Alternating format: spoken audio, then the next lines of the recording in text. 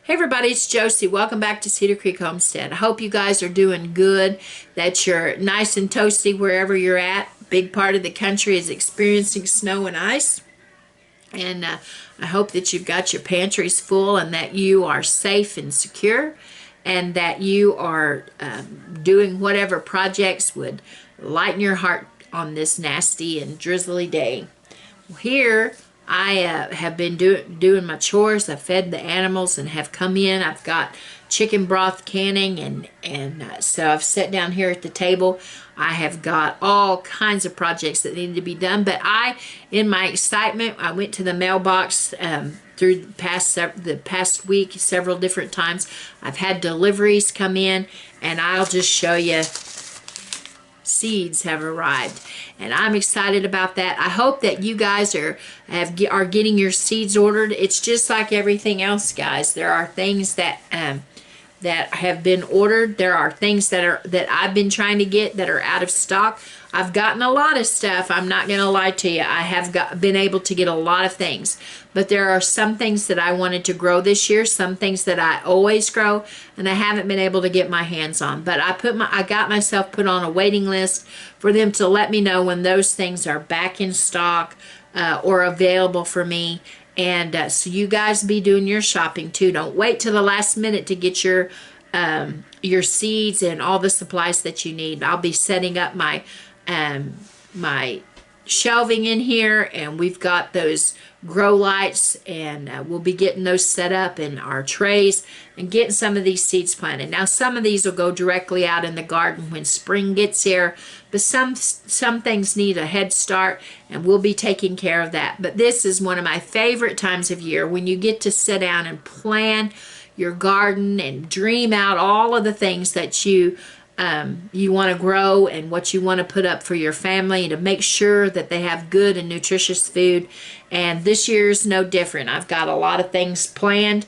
It looks like I've got a pretty full year. If all of these things get planted and they grow and they produce, then Cheyenne and I and the folks next door have a lot of work to do. But it is well worth it to know that you grew it and that you know how it was taken care of, and you're putting the best possible things up for your family. Okay, so I want to show you some of the things that I got. Now, this is not an exhaustive list, and I can't show you everything in one video, so I may come back and do another video just to show you, if you're interested, in some of the things that I have chosen.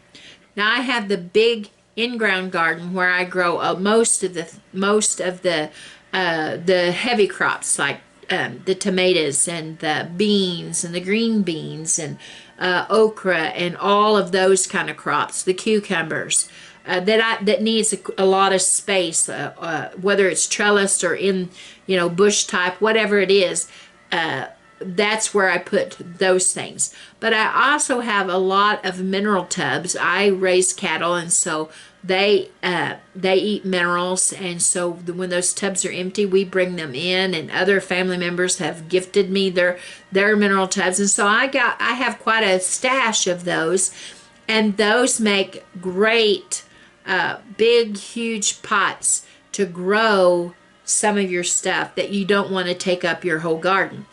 And I have a whole fence line lined with tubs. Now, I don't have all black tubs or all one color tubs. I have green tubs and yellow tubs, red tubs, blue tubs. I may even have a few black tubs.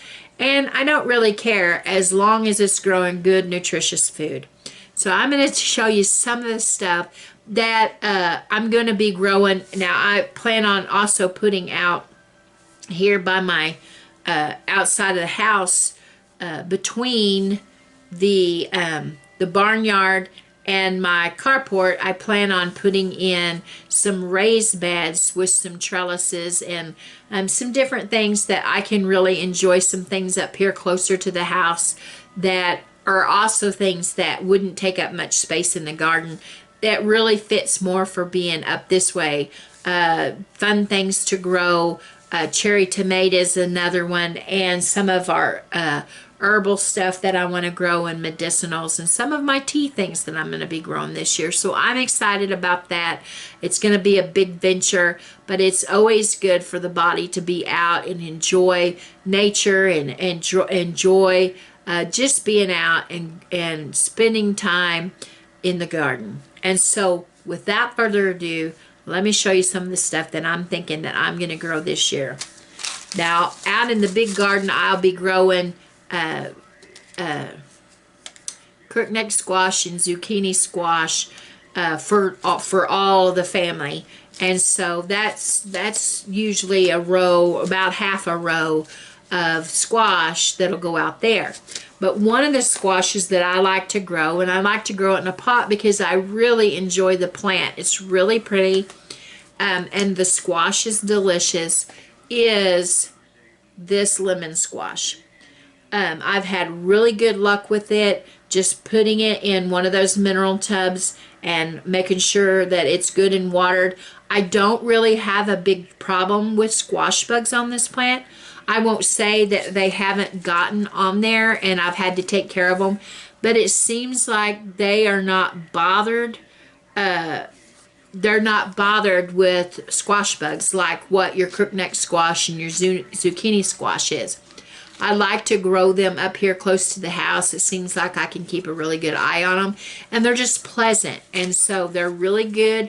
You just peel them and slice them and cook them just like you would any of your other summer squashes, and they're delicious. Now I got this came from Baker Creek, I'm sorry, and some of the other supply companies have these as well. Now in some of my raised beds, I'm going to be growing some of these flowers and bushes that also have medicinal uses to them and other purposes to them.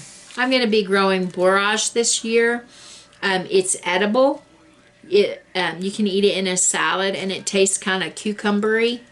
The bees love it. And some of the things that I grow because of the bees and the pollinators, because they're important to have here and get them out and working in our gardens. And what better way to say thank you to them than to give them things that they'll enjoy. I'm going to be growing marshmallow this year.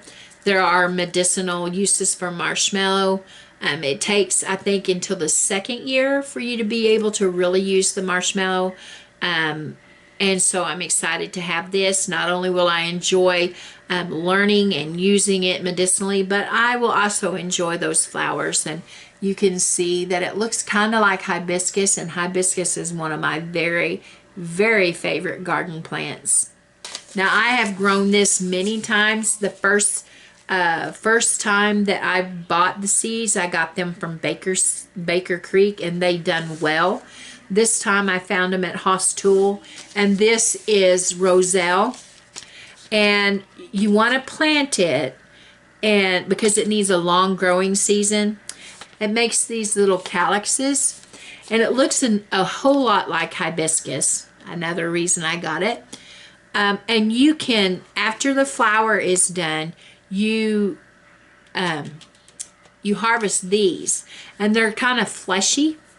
And what you do with these is you can make a tea, kind of like a hibiscus tea, and they're really delicious. Another thing you can do with them is you can make jelly out of these, and it tastes a lot like cranberry.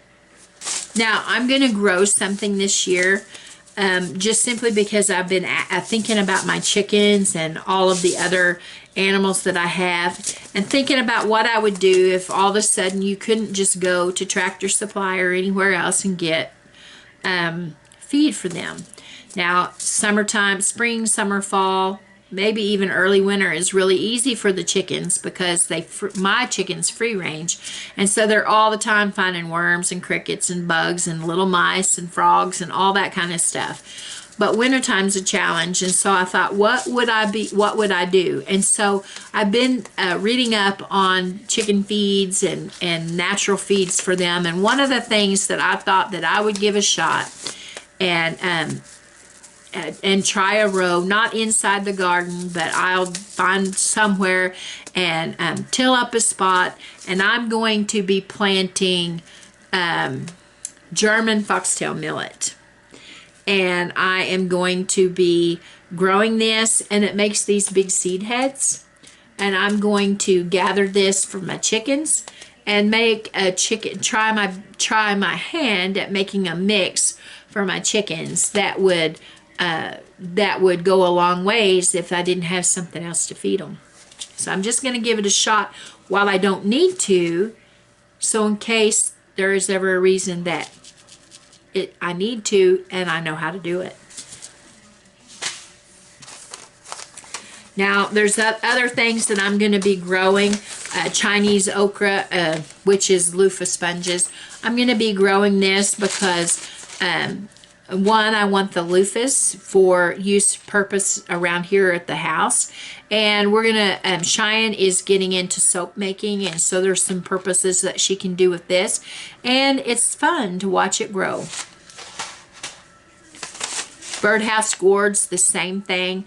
We're going to be growing these out. Now, we have purple martins around here, and we have big purple martin houses, but we want to try and do some other things too. Well, most of you know that I grew marigolds last year, and I'll be growing marigolds this year too, because they were Howie's favorite flower, and yellow was his favorite flower color. So they'll always have a place in my garden. In fact, I have a big bag of marigold seeds that Howie bought before the summer before he passed away. And I can still grow those. Some of you have so graciously sent me marigold seeds, and I appreciate those, and I'll be growing those.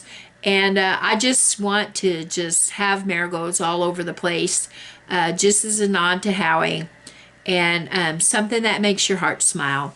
And so this year I decided that I would grow some other flowers that also had yellow. Now, my whole color palette and my garden theme is not going to be yellow, but I am going to put some nods in there to him in different locations around the farm, out at the big garden, in some of the little plants, in the hanging baskets. How I always loved for me to have hanging baskets there at the carport. He hung some bars up there so that I could have plenty of spaces for that, and different areas. And so I'm picking some yellows to just kind of, you know, pop in there and say that Howie was here. And so I've chosen this marigold. This is a sweet mace, and this is supposed to be good in drinks and dishes. It's used in Mexican cuisine. I'm not familiar with it, but I'm gonna find out a whole lot about it as I'm growing it this year. And the other one is the toothache plant. Now, I've grown the toothache plant. It's a fun little plant to grow with your kids.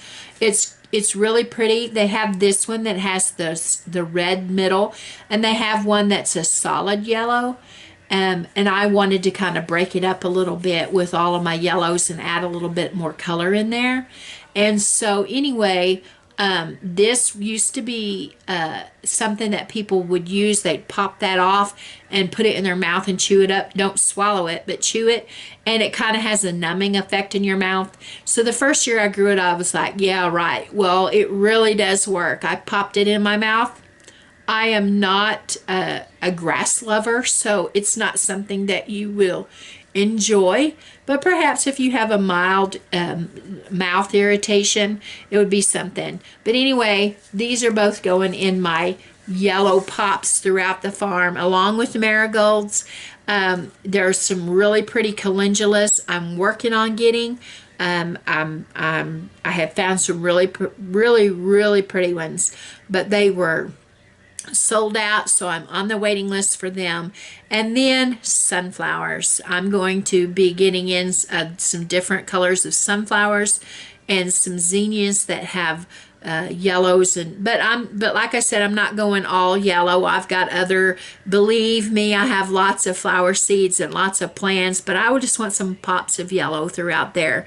And you know, I want to be joyful this year. Now, I ordered something to grow on a trellis this year, and I've read different reviews of it.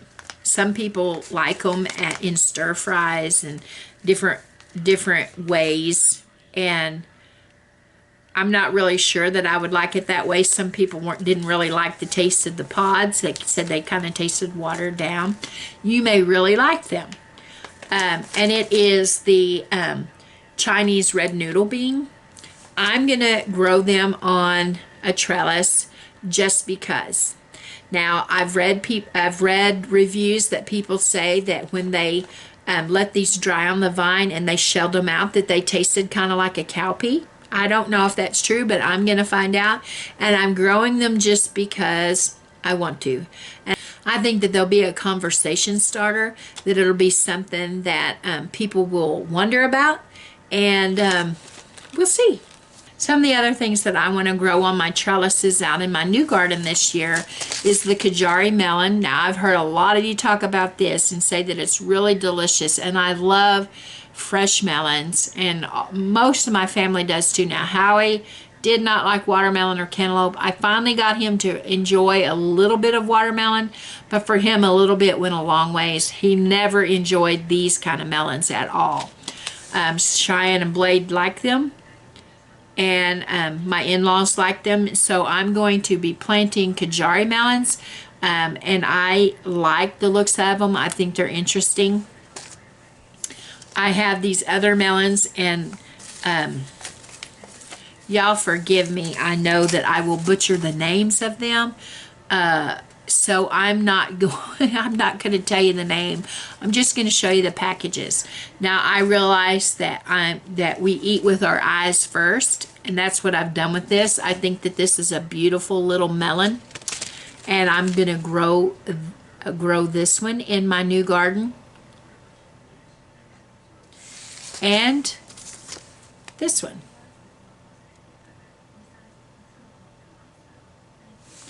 Now, these are little individual melons.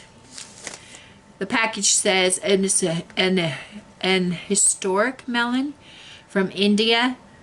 The name means honey melon. And it says it's a sweet little fruit, thrives in hot, dry conditions, and that's what I need here. And so we're going to be growing these melons. Well, you can see that I have lots and lots of things to grow. These are all tomatoes that I want to grow this year. Now, Howie always liked Rutgers tomatoes, and I've got those in here to grow. Also, Living Traditions Homestead stands by Jet Star tomatoes, so I ordered those. I've got some paste tomatoes that I'm going to be growing this year for spaghetti sauce and tomato juice and things like that. And then I've got some little cherry tomatoes, some lemon pear tomatoes. And what is funny is I used to be one that had to have a red tomato. If it wasn't red, I wouldn't try it. But you guys, I'll tell you, these tomatoes that are not red, the yellows, the purples, the blues, now some of my tomatoes I'll be growing out in the garden. Rutgers, the tomato that Living Traditions Homestead recommends, Jet Star. Some of the more common ones that we grow every year will go out in the garden.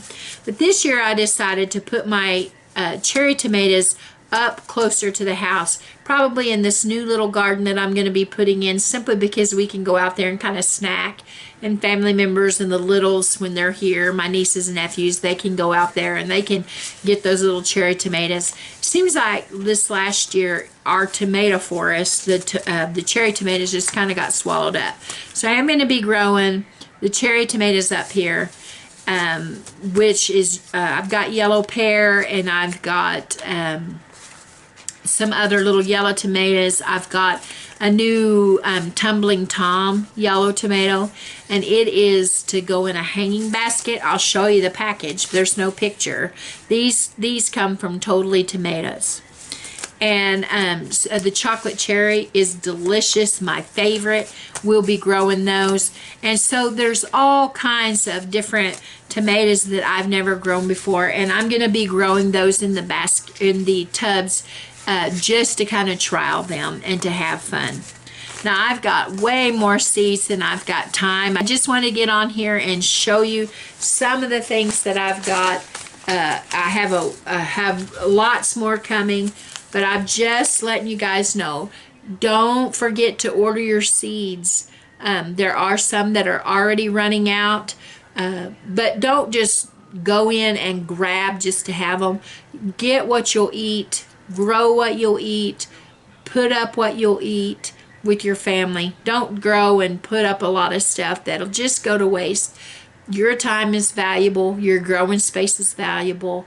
So enjoy the time. Enjoy the season. Guys, this is Josie. I love you. I really do. Till next time, we're gone.